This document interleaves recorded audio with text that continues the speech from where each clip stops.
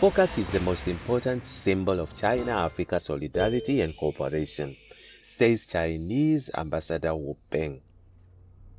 As numerous African heads of state gear up to travel to Beijing for the upcoming 2024 summit of the Forum on China-Africa Cooperation FOCAC, a new book has been released, co-authorized by a renowned South African sinologist and researcher, Dr. Paul Tembe, and fellow researcher Jeffrey Sehume. The book explores the expensive China-Africa relations which have resulted in China constituting and upgrading more than 10,000 kilometers of railways, nearly 100,000 kilometers of highways, and over 60,000 kilometers of submarine cables, as well as nearly 1,000 bridges, 100 ports, and over 100 health facilities and schools. The book, titled Jinping and the Flourishing Forum on China-Africa Cooperation in the New Era, has released in Pretoria on Friday, days before the FOCAC summit kicks off in Beijing next month. In his keynote address at the book launch, Ambassador of China to South Africa Wu Peng said, for the past 24 years since its formation, FOCAC has been an exemplar for international cooperation with the continent of Africa and a model for South Africa cooperation. In 2023, the trade between China and Africa reached a record high of $282 billion, a 26-fold increase compared with the founding year of the forum. China FDI, foreign direct investigation, in Africa exceeded 40 billion rand. Exceeded $40 billion, growing by the over 100-fold compared with the year 2000, said Wu. 52 African countries and the African Union Commission have signed Belt and Road cooperation documents with China.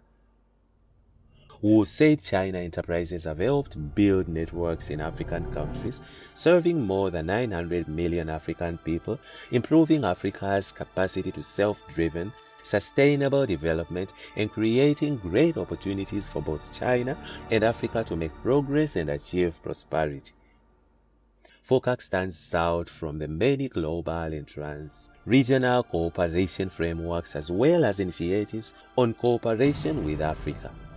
This is largely because it always advocates friendship and cooperation and follows the principles of mutual respect, treating each other as equal, and joint consultation, he said. We built worth-saving irrigation pilot areas in Mauritania, Nigeria, and Ethiopia, and used Junkao glass technology to create green jobs in South Africa, Kenya, and Rwanda. At a crucial moment in South Africa's green energy transition, Chinese enterprises such as Goldwind and Longyuan Power have entered the South African market. They have built and operated multi-wind power projects, sending power to thousands of households in South Africa and creating a large number of jobs for local people, he said. The upcoming FOCAC summit will be held under the theme Joining Hands to Advance Modernization and Build a High-Level China-Africa Community with a Shared Future. The new book of Dr. Tembe will take readers on a trip to explore FOCAC development and its success secrets. It's released at June the right time. It's released at just the right time, said Wu. I would like to wish the 2024 FOCAC Summit every success. We are confident that during President Cyril Ramaphosa's trip to China, he will deepen friendship and have great discussions on our cooperation with President Xi Jinping. The two presidents will surely move China-South Africa and China-Africa relations forward. Addressing the book launch, chairperson of the National Press Club, Kennedy Mudzuli, said 2024 is going to be an eventful year in Africa-China relations and key among the activities in the FOCAC summit due to take place in Beijing. China has been Africa's largest trading partner since 2009 when it surpassed the United States, and this friendship continues to this day. Even though China and South Africa in particular are geographically far apart, Our two countries enjoy a long history of friendly exchanges with diplomatic ties and several joint efforts which continue to make history, said Mutuli, who is also editor of Pretoria News.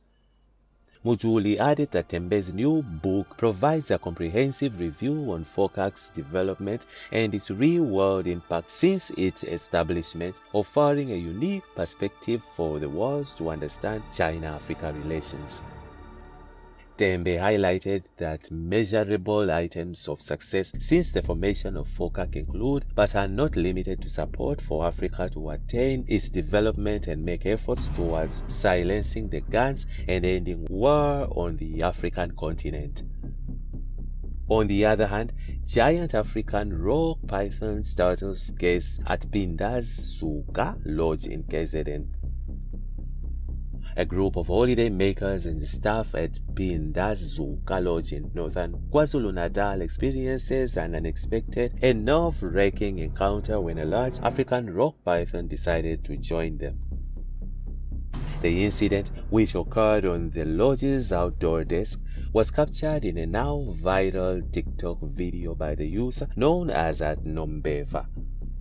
The footage shows the anonymous snake casually slithering beneath tables and between chairs before heading towards the open sliding door. Fortunately, it opted not to enter the lodge, which elicited a sigh of relief from a woman in the background. The video also captures the cameraman following the python as it retreats into the nearby bushes. Varun Dick, a Durban-based reptile expert and snake rescuer, provided insights into the situation. This African rock python looks to be around 3 meters long, truly a beautiful snake. The guests were lucky to have seen one because at ground level, these snakes can be difficult to spot, Dick said, speaking to IOL. While the presence of such a large snake might cause concern, Dick pressured that the guests were not in immediate danger. Like most animals, snakes avoid humans, and this python, as massive as it is, will avoid human contacts as much as possible. Do have a nasty bite and are best not approached or handled, he said. The video sparked a lively discussion on social media, with many users sharing their reactions. Comments ranged from the fear to humor, with one user saying, "I would check out immediately," while another jokingly added, "Cameraman, you need an increase in your salary." Some viewers expressed surprise at the snake's size, while others debated whether such encounters are part of the nature experience one experiences at a resort like Pinda. The incident highlights the unpredictable encounters that can occur in the wild areas of South Africa, where nature often blurs the lines between wilderness and human spaces.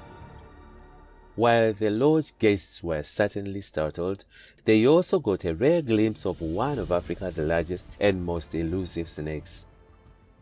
And that's it from INJIBS Africa. Stay tuned to USA news and political updates.